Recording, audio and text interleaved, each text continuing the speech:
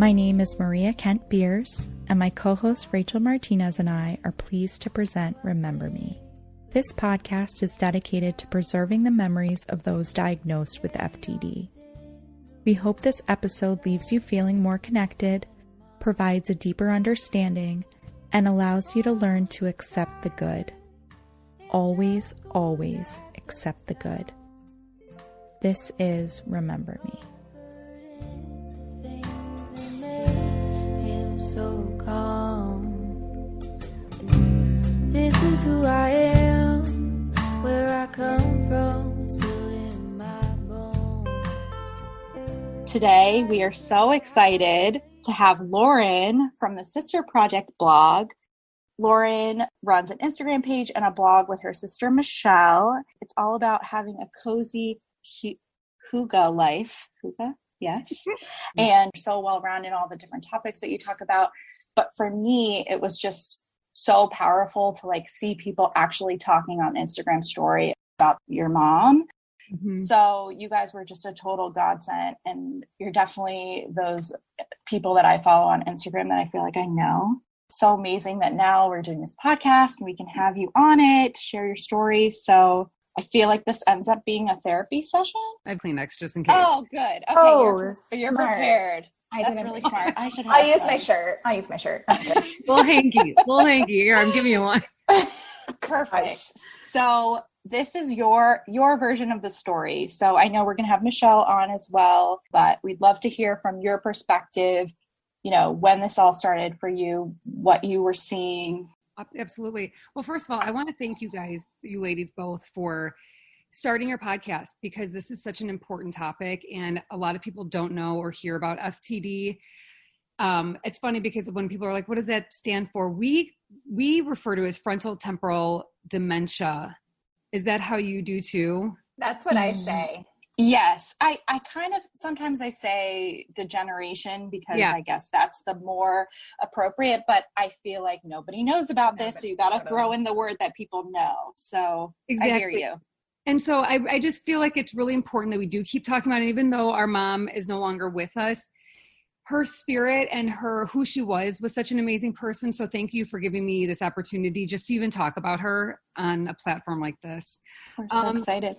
I'm excited too. I am. I'm excited and I'm nervous because I don't know what kind of feelings these will drum up, but we're going to just see what happens. We're just going to do it. It's a very safe space because you know how this feels. Yes. So, and it's not a good feeling. But to start back on how and when and why, I'm thinking it was so I got married in 2013. And June was diagnosed shortly after that, within a year, I would say. But there were moments leading up to her diagnosis, and I'm sure you can relate, that were really interesting behavioral aspects of who she was becoming. We were at Mother's Day, and she didn't like the taste of her water or Diet Coke, and she just spit it out on the table. And I was like, oh my God, that's not our mom. And my mom wasn't the most poised person. She wasn't coming out of an etiquette book, but she wasn't spitting out her water. Right. So what happened from there, different things. She referred to me once, at my wedding, as a nice lady. And it was what a stranger would say I helped her with something. And she looked at me and she said, "You are such a nice lady." And I thought to myself right away, that's not how a mother talks. That I felt like a stranger was looking at me. Right. So signs like this, but I will tell you something that happened that was a very extremely difficult moment. Was she took on a companion who she met online. My parents had gotten divorced, I think in 2009. They were married for 30 something years. They didn't get a divorce because of my mom's illness, which I know that the doctors sometimes ask that, was it her behavior that caused it? It wasn't. The marriage was not, it just was moving in that direction organically. So she took on a companion, and gosh, it's weird even thinking about it because I haven't thought about this man in a long time. He was totally taking advantage of her. He knew that she was she was well off on her way after being divorced, and he was like a parasite. He leached on her, moved into my parents' home. Well, my dad had obviously not lived there anymore, but moved into our family home, which was so jarring. And then from there, it was time to sell the house because it was too big for just two people, my mom and some stranger. And he was trying to convince her to move in like to really like far away places, like far from our family. So we found it really strange. But they ended up moving into a house not far from where we lived. And over the course of time, we just began to notice some very, very strange behavior. And I found the extent of the situation when I found him forging my mom's signatures on credit cards. Wow. He was writing down her passwords to things and keeping her social security number. Like I found like a file basically. And then I found out that they had purchased, this was the real kicker, an RV. And again, my mom was, you know, when your parents, you know, ladies, when your parents start doing things that are so out of the norm, my mom was never like, one day when I retire, I want to get an RV. That was not her plan in life. She'd never spoken about it. So when I found the receipt, thank God the title was in her name. We found out that when we had asked him to leave the premises, he went and got the RV and tried to use it as his like escape route. That was going to be where he was going to live now. Wow. So I believe it's grand theft as a felony because I think if it's $5,000 or more, it's like grand theft.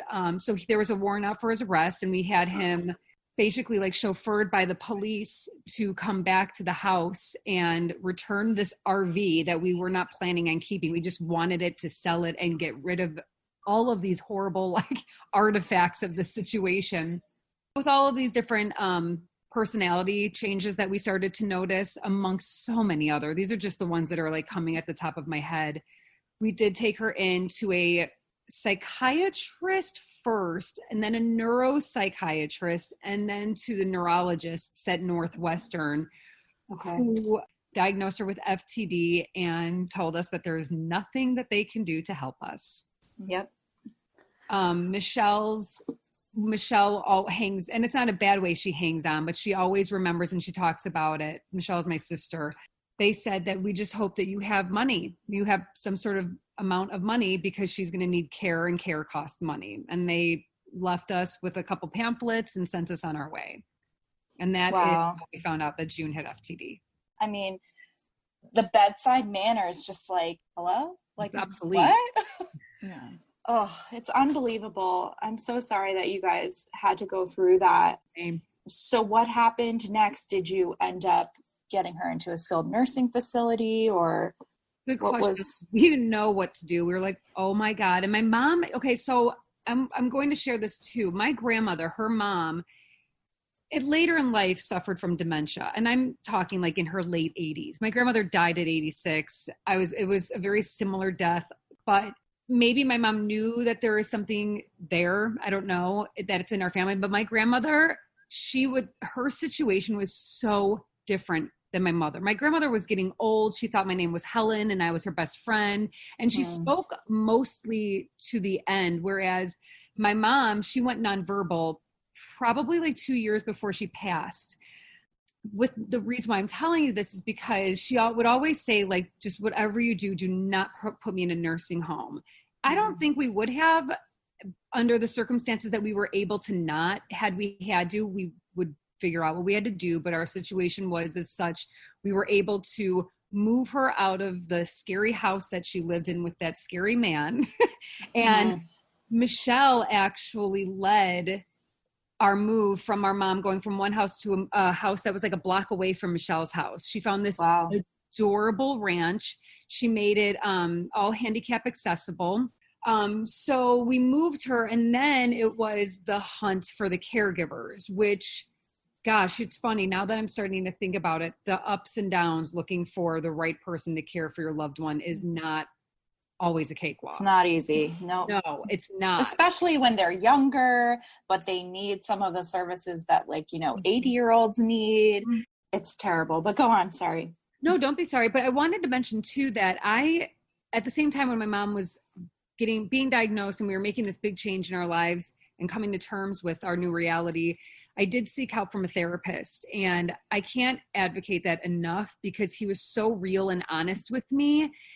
Because I was suffering anxiety, like that was like putting me up into the stratosphere. I mean, like I was popping Xanax and drinking wine just to numb the situation, like full on self-medicating.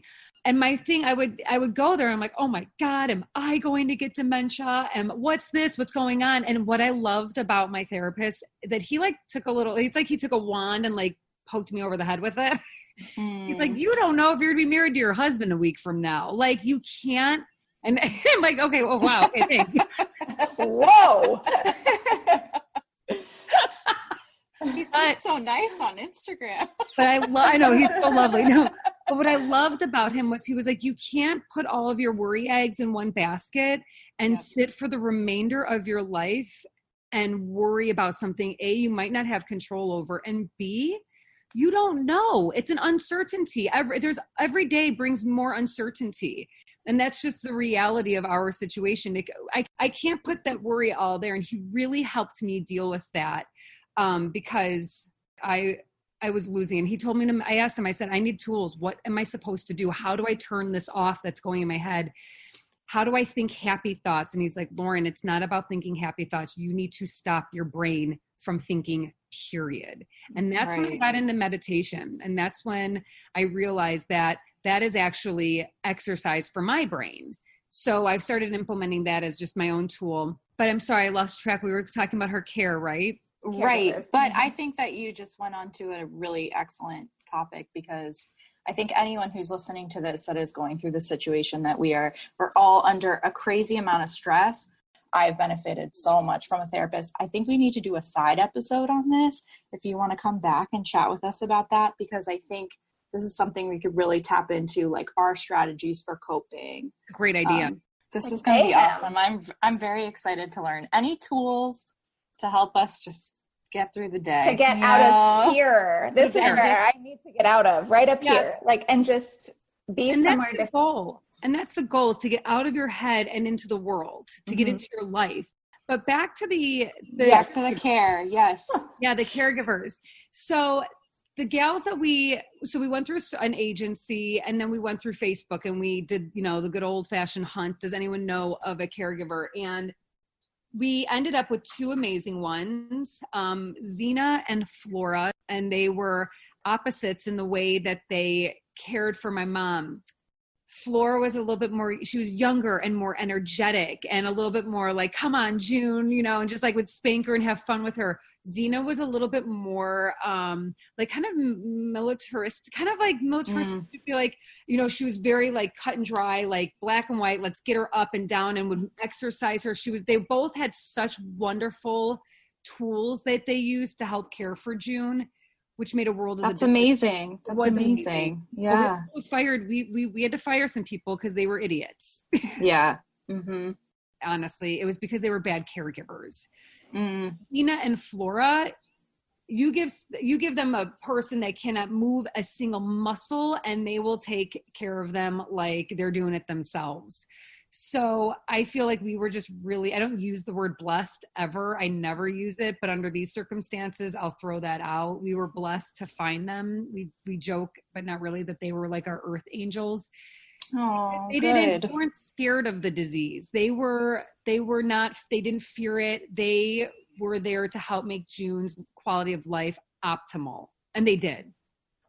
That's amazing. It was amazing. I'm so glad to hear that. People are very interested in hearing symptoms. If there's anything else you could maybe touch on, just to educate people on some of those signs. Absolutely. Some of the ones that really stick out and that I still remember was she wasn't able to get a full thought out. She was still verbal and she was able to talk, but it was very like, hi, Lauren, it's mom, come over, bye. And they were just very short, quick sentences. I'll never forget, we started taking her, before we had her diagnosed or received her diagnosis, we were taking her to a therapist, Michelle and I, to see, is it that she's lonely? What is going on? And I remember, this is where I have severe guilt, and I've worked on it, and it's gotten better. I think a year ago, if I were going to tell you the story, I would probably break down. But I remember we were about to leave for Colombia, my husband and I, and we were going with another couple, and we were flying out the next morning, and we had taken my mom to the therapist, and I don't know how, she couldn't tell me she loved me. And I was like, Mom, do you love me? Like, you're not paying attention to me. Oh, that's another symptom. She lost all interest in anything we were doing. Didn't care about my wedding. I mean, she cared, but it wasn't like that mom-daughter dream of a wedding that you hope for and dream about. We're nodding really hard. Both of us. You know, we know. Right? So the definite loss in interest. And it got me to a point where I said outside, I got so angry with her.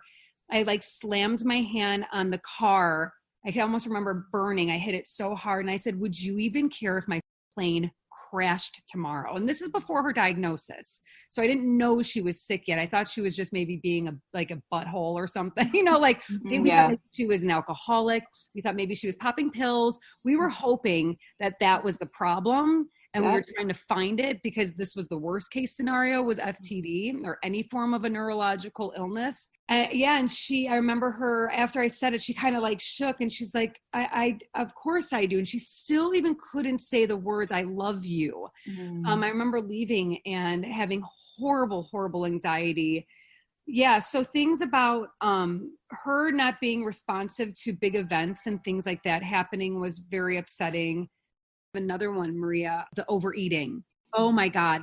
That would, and as a person, and this is where, this can go on. I'm okay with you putting this on because I think people need to hear this and understand that it takes for a person, for me at first, when she would gobble up food, it would almost make my stomach not feel well because it was gross. And it, it's like unappetizing and and I had to retrain my brain as a human to have the most compassion I can ever have for a person is going to go to my mom now because she's turning into a baby. Right. And that's how babies eat. And that's how kids eat. They don't know control. How to control. And that's when I started to realize, okay, we're going backwards where my mom's not going to go forward anymore. She's going to go backwards. She went through a moment like wanting to have a boyfriend. So they go to like being a rebellious, like kind of like a 20-year-old, then that rebellious kind of like horny teenager.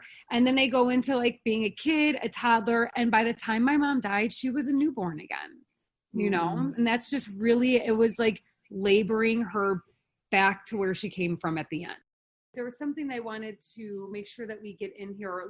This was something that really did it to me. My mom's friends stopped visiting her.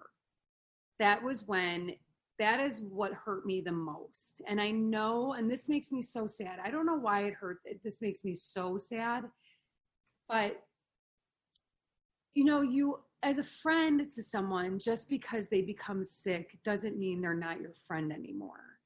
And I understand you can't like go to a movie or go to lunch with them, but as a friend, as a human being, if you can muster up the strength to do so, because I know their hearts are breaking too, because they're losing their friend, but visit them. Go bring them a flower, bring them some soup, and care for that person like you would do if it wasn't dementia and if it was cancer. I know dementia is so scary and it's odd and awkward, and they might not know who the hell you are, but they're still alive. They're still a person. They're still a person. That is my biggest takeaway, that no matter it broke my heart to see that stop. Lee, she came religiously to my mom's house, and she had a couple other friends who would trickle in and out. And there were her friends that were like, oh my God, her other friends are so much braver. They can go see her how she is. It hurts me so much to see her. And I get it, but she still matters. She still is there. That's the most important thing to me. I feel like needs to be said because they get forgotten about, like they're nothing. Right. And it makes me agree. Yes, I 100%. I think that was so well said too. I think I have friends that it's almost like they're treating her like she's just, she's not a person anymore because she can't talk or she can't interact, but she's still in there. And it's also just like a, I don't know, like a tribute to her to just keep coming and smiling and hugging her and loving on her because you remember who she was before. Like just try, Yes, my best friend Maggie. So I'm sure you ladies can relate. It's weird to have people see them how it's hard, it's sad, it's strange to be like, hey, Susie Q, you've known my mom or dad forever, but this is them now. And you don't know how you're going to feel when they see them, okay? Mm-hmm. And I'll never forget, it was Christmas time, and my best friend Maggie, who was in town, was making the rounds, and she came by my sister Michelle's house, who was hosting Christmas. And it was the first time Maggie saw June. And Maggie walks in, and I was nervous. Because Maggie's known June for 30 years. And I was like, oh my God, I don't know how this is going to go. And Maggie walked in, and she gave me a kiss hello, and she goes right up to June. And all she said was, I love you, June. And she gave her the biggest hug. And I was like, that's it. That's literally. That's it. That's it. Go show love. It could be hard, but that's the simplest act as a human that someone can do, especially under those circumstances, is to squeeze them and tell them you love them. And that's it. And I guess that's it. And I guarantee that person who does that, at the end of the day, when that person passes away, they will remember that moment.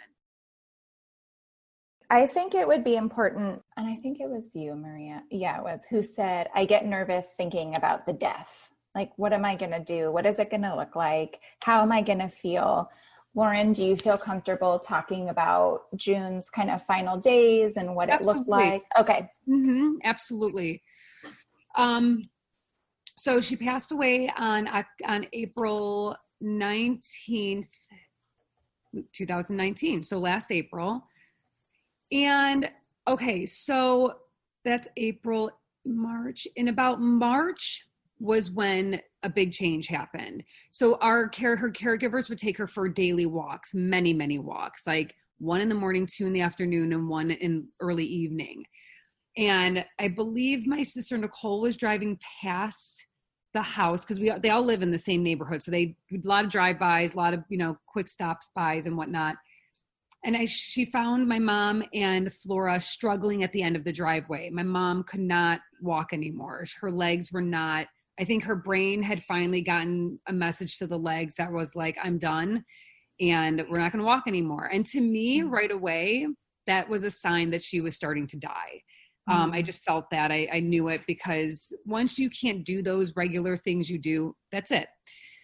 So that was in about March. And then about a week before she died is when we really started, right when she couldn't walk anymore, we called hospice. We had the hospital bed put in, a wheelchair brought in, all of the things that you bring in. And then about a week before she died, she started showing other signs. And I will share that one of the most beautiful things I witnessed was how lucid she became at one point. She became so alert. It was like wow. I'm such a weirdo. It was like she did a line of cocaine. She was literally like, oh my God. I'm like, holy. And I literally was sitting with her being like, oh, that's what it was like. She was so aware, and she was making eye contact with people and looking into your eyes. She had not done that. And now at this point, she has not spoken. I'm getting the chills. Yeah. Oh, it was magnificent. It was absolutely beautiful. She was looking at us. She saw us, and I felt it. She knew that we were there. And that was, I think, the third day. That was 3 days before she passed away. So that day she was very, very lucid. Was she speaking? Did she start talking again? Okay. No, she didn't speak. I will tell you though that her caregiver said that 2 times she heard my mom speaking in her sleep, which is extra scary and very cool. Mm-hmm. I'm like, ah! Wow. But, so she was lucky to hear her voice. After that night, we decided to have her sleep in, it was a recliner that can literally like lay you back all the way and bring you back up. So we decided to have her stay in the recliner that evening because she seemed very comfortable. Well, we were wrong. She was so uncomfortable. She moaned all night long. And right away, our caregiver was like, we have to get back here tomorrow morning and we need to move her now. So the decision was made to bring her into her bedroom, which had moved from a regular bed to a hospital bed. And she never came back out of it. She never came out of the bedroom. That is where she spent the last 48 hours.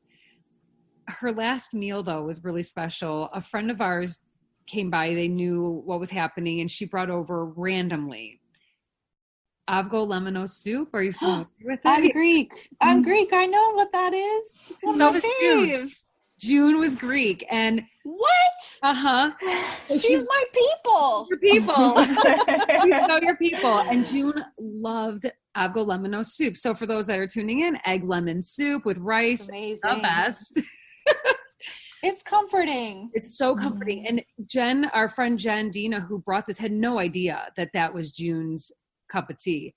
And I fed her dinner that night. That was her last meal of like food, which I think is so like serendipitous, because that's probably what she would have wanted anyways. So it worked out beautifully. And then we got her into her bedroom where we began to prepare for her death, which would be including doses of morphine and something else. I can't remember what it was. I can't recall. There was something else we were giving her.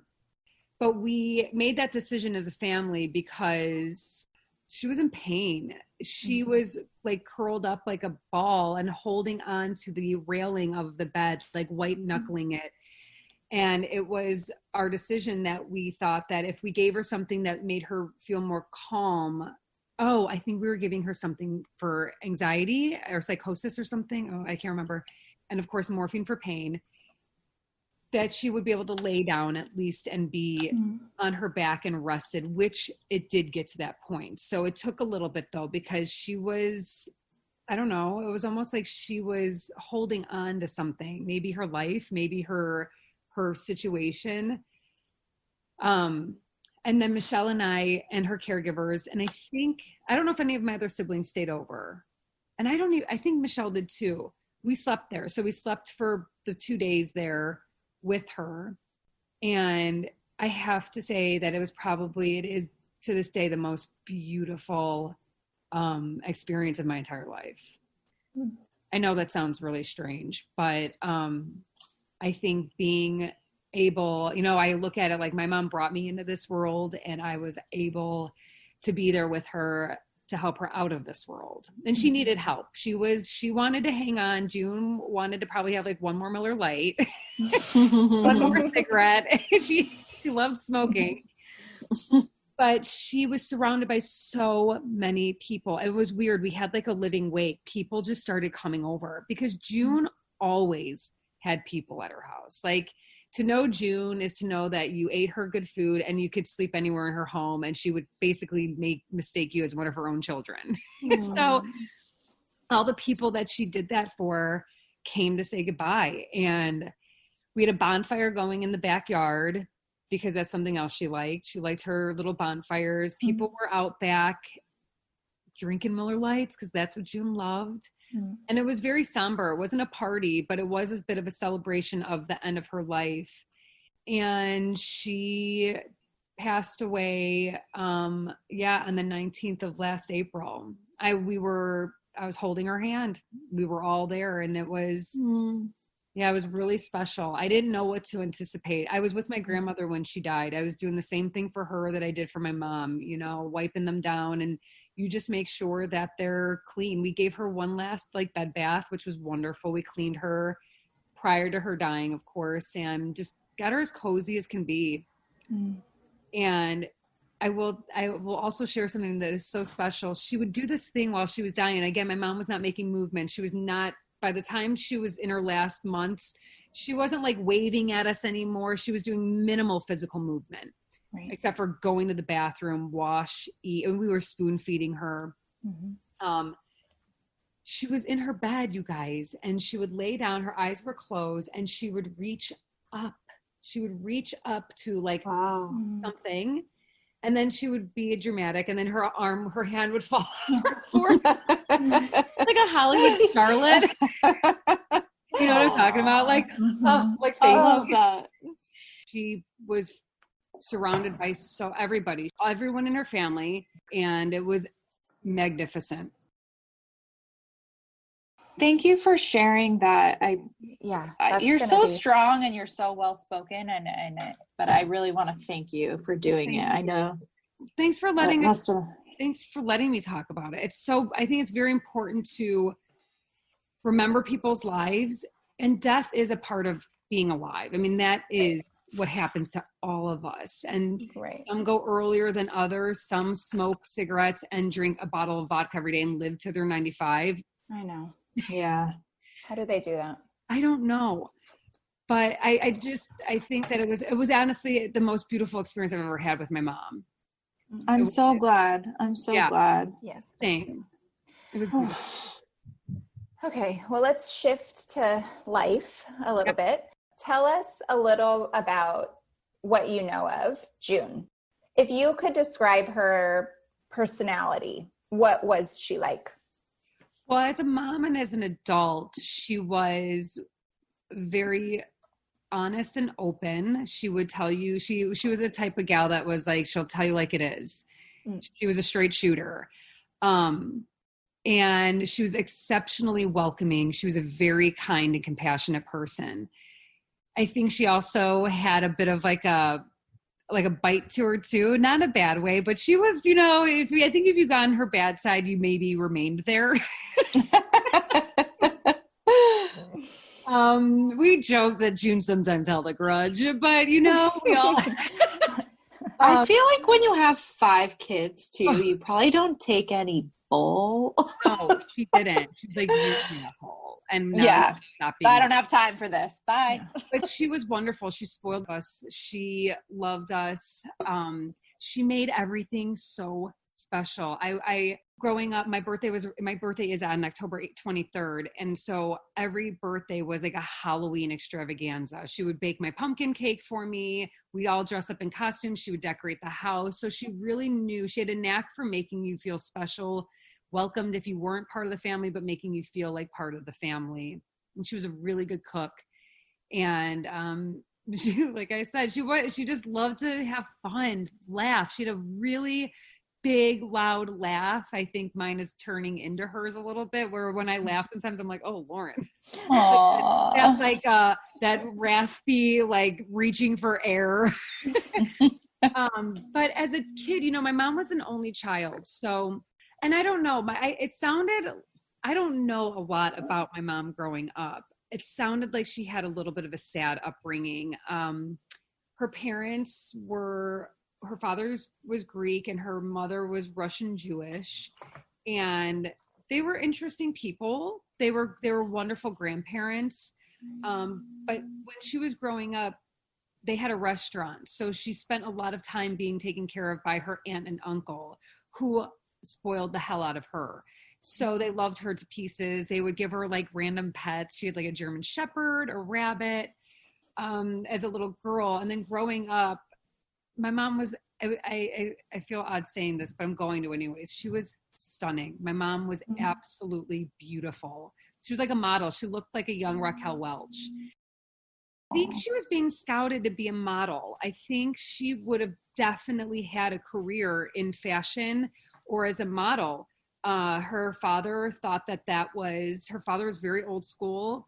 Sorry, Grandpa Manos, but that's how we knew of him like that. And he thought that being a model was equivalent to probably like to being a sex worker. He didn't see that there was an opportunity for a career in something bigger. He just thought it was like exploitation, which that may have been part of him trying to protect her, from the people out there, but she also probably could have had wonderful opportunities.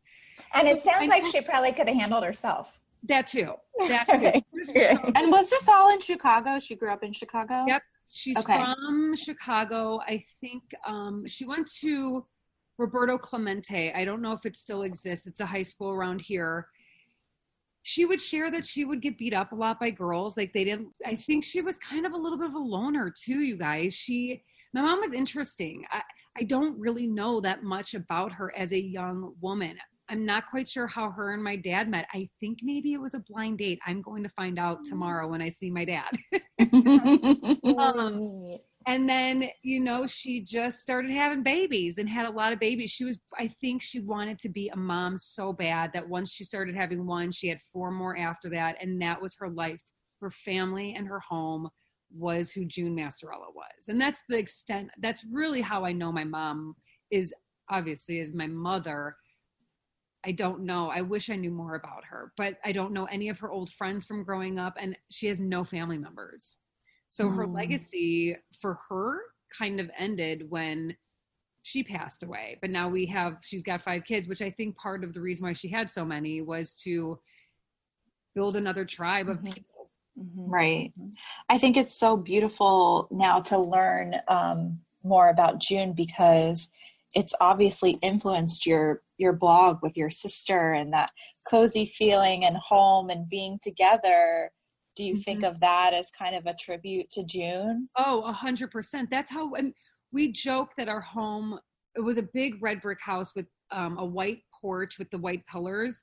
It's kind of colonial, and it looked like a frat house at like a big, big tent. So we joked like we needed big letters because anyone was welcome. She didn't turn a person away. I remember as a kid, we were driving in a car and there was an old man walking, I think he had some shopping bags, and she pulled over and picked him up. We had no idea who he was, asked him where he lived, and drove him home. And when I got home, I remember my dad being like, you can't pick up strangers, June, and drive them home. And my mom's like, no, I'm going to. And she would do that. She would sometimes, there was a woman that lived in our neighborhood, Julie. And, when you're in your neighborhood, you have like those people that are different, and people, as young kids, you don't understand what makes them different.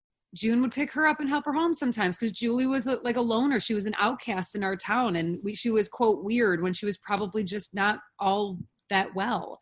And that's the kind of person June was. She would pick up strangers and drive them. I love that. Yeah.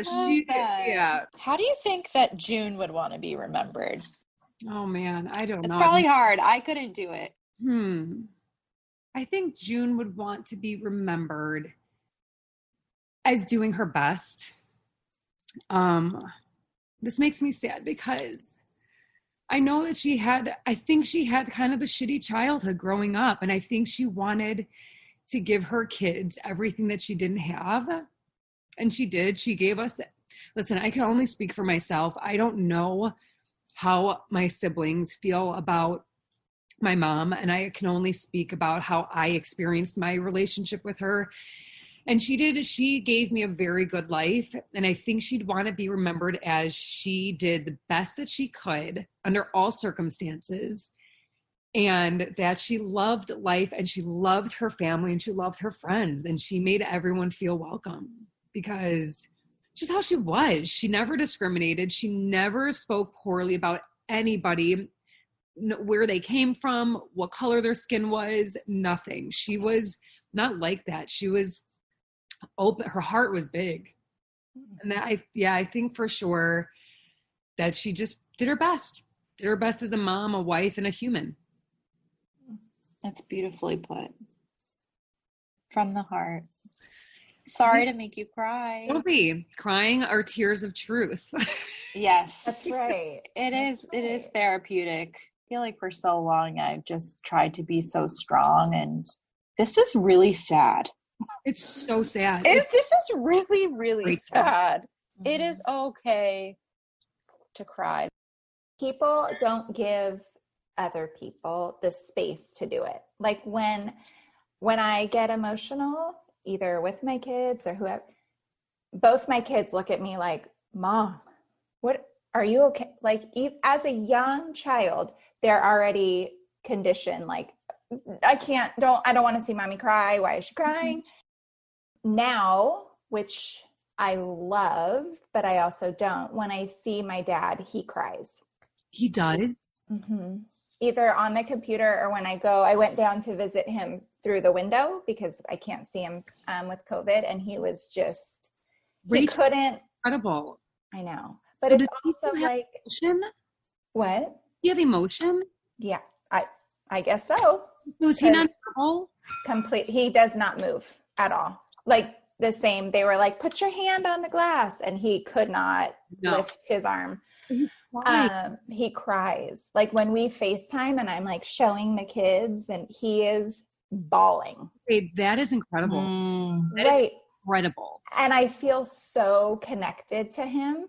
but I get the uncomfortable feeling like, don't cry, and then I'm like, no, go ahead and cry. Like this, I can only assume, and I really, really hope they're happy tears, and it's not like, oh, I'm sad and I hope it's like, okay, you're okay. Mm-hmm. You're happy, you're with your family.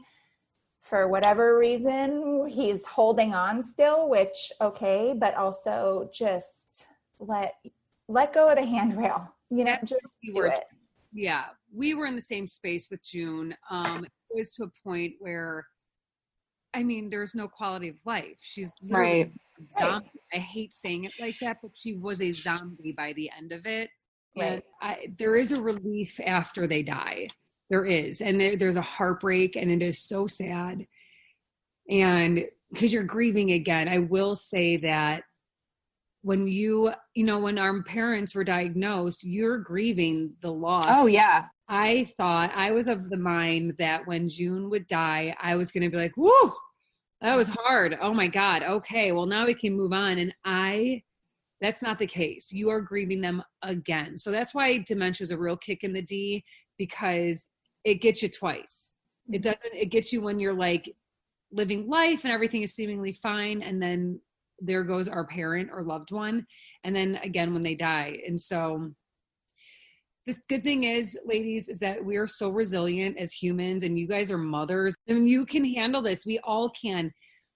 Dementia sucks, but it's horrible, but we're alive, and we get to experience the beauty of our days and your children and my family and nature. And I think that is exceptionally important to remember and call upon, because it's easy to go into the dark. We called it the dark place. I think this is just going to be, if nothing else, a comfort to other people going through this. Couldn't agree more with you. It's a comfort for me to hear your experiences. And I know I hope you call upon me when it comes to that point, when you're feeling like, okay, maybe it's getting closer, or when it does happen, when your loved one, or when your mom or dad pass, and it changes the dynamic of how you experience life. Are both of your other parents here? Yes. Yes. Mm-hmm. So this will be the first, right? And then I don't know, something about my mom's death changed me as a person on a cellular level. It made me realize that you live one time, and to do what you want to do with your life, because whether you pass away from that dumb disease or something else, or live to 105, get it done. When you look at yourself, do you see June? Yes, I do. Not all of me, but some of me. My dad once told me a story about, they were in New Orleans during like Mardi Gras, and my mom saw someone was there. There's a lot of partying and ruckus going on, and a guy was acting like a butthead, and I guess the cops came in and they're like, come on, dude, whatever. And however they handled it, my mom was not happy about it. So she spoke up, and she said, hey, officers, you leave this drunk guy alone. He's just out here having fun. And the officers were like, little miss, you need to be quiet right now. And that was the end of it. But I see myself I speak up. I don't sit back. If I see something happening that needs to not happen, I'll be the first to open my big mouth, which is sometimes really a good thing, or it gets me into trouble. My mom was like that. She didn't let stuff slide, whether it was with her kids or with teachers or however she felt. So I definitely see myself in her, or herself in me, however we're going to put that. There's definitely some resemblances there. Not all of them though, but some. The ones that I want to hold on to. That's right. Like as kids, you're like, I don't want to deal with that version of her, or those traits that she had, but that goes for everybody. Yes. Right. I love the blog. I love now knowing the background, that a lot of it really comes from June. And just that coziness and that togetherness. And I love you guys like cooking and your kitchens together, and it feels like that was just like something that she taught you guys, you know? She really did. And we didn't set out to start a blog to talk about dementia either. It started as a blog to talk about our lifestyle, which was inspired by our mom. But then with her illness of FTD, it turned into, we have to be voices because she's becoming voiceless. And it's time to speak up. And on top of that, sharing grief is everybody is going to experience grief. And the more we talk about it, the more people are maybe willing themselves to talk about it or know that their grief is totally normal. Mm-hmm. We have to normalize that because we like to hide grief, and crying is part of who we are as humans. So yeah, we set out to do the blog for fun, and then it turned into a portion of it about awareness as well. So inspired by June, and then the silver lining there is that it helped me have my voice in how I feel like delivering my experience as a person to other people. And look at us, we're having this conversation now. I get to know you both, and it's a beautiful thing. Mm-hmm. Silver lining. It really is. It is. It's super, super intimate, I think. I like grief, and the rawness and the vulnerability you don't just find that with having a friend over for dinner. Like the commonality, the bond you totally get it.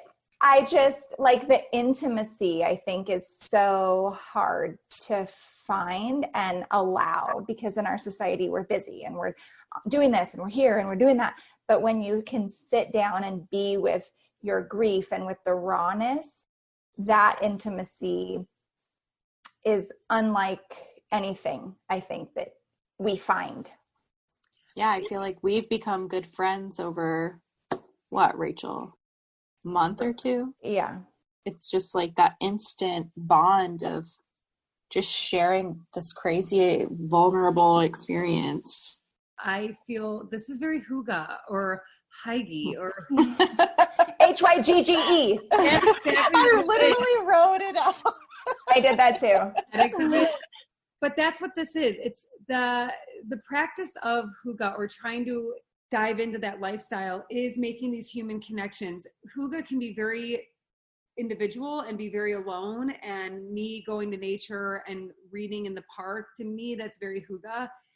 And even though this conversation, the topic of it is very heartbreaking for all of us, I personally feel love and I feel support from both of you. And that to me is very Hygge. I feel, and we laugh and we can cry, and that's what this is all about. So we would love for you to share some words from June, and I cannot wait to hear. So I love this idea, and it's such a wonderful way to keep like their words alive. June did not write a lot to me or to my siblings. She was too busy. She was a florist, so she was too busy making flower arrangements for weddings and whatnot. But cleaning her basement years ago, I found my baby book. And it's like, there's like 3 pages filled out. You're the mid, sis. You're the mid, sis. Yeah. Okay. But when I was little, I've always had horrendous dental issues. I've knocked out my teeth like 3 times. The first time I ever knocked out my teeth, I don't really remember it, but I have like these flashbacks that I was running around a table, I tripped. And what happened was I fell face first into a wooden table. And for years later, there were the 2 teeth marks, but they knocked out my teeth. And I had been given like a retainer, like the flipper, I think you call it. And when I found this book, we were cleaning out June's house, because gathering our own personal belongings, because she had so much stuff that she kept of ours. I found this. I was sitting on her basement floor, and I opened it up and I read this, and it's just a tiny little excerpt. For many people, it's nothing like, I don't know, super profound, but back in my youth, I remember this moment. And she wrote, "At 3 years old, you tripped and knocked out your 2 front teeth. A retainer is placed in, and you are still beautiful." And when I read that, I just started bawling because she never, I don't know, she was never like, oh, you're so beautiful, or you're, pretty young lady. That was one of the only times I really remember her like putting into words like that, saying you were still beautiful. And it just goes to show that that was the mom in her. And really, that's how I just remember her, as being, of course, my mom. Brightness in my life, how sacred and how rare. What if I don't want to go? What if I care? Special thank you to Lauren for sharing her story with us. We had an incredible time chatting with her, and we can't wait to have her back. If you want to learn more about Lauren and her sister Michelle, you can visit their blog, thesisterprojectblog.com. We'll be releasing new episodes each week on Mondays. You can now subscribe on Apple Podcasts. If you want to connect with us, you can follow us on Instagram at Remember Me Podcast. We also have a Facebook group called Remember Me Podcast. This podcast is produced by Maria Kent Beers and Rachel Martinez, and the beautiful music you hear is by Bailey Kent.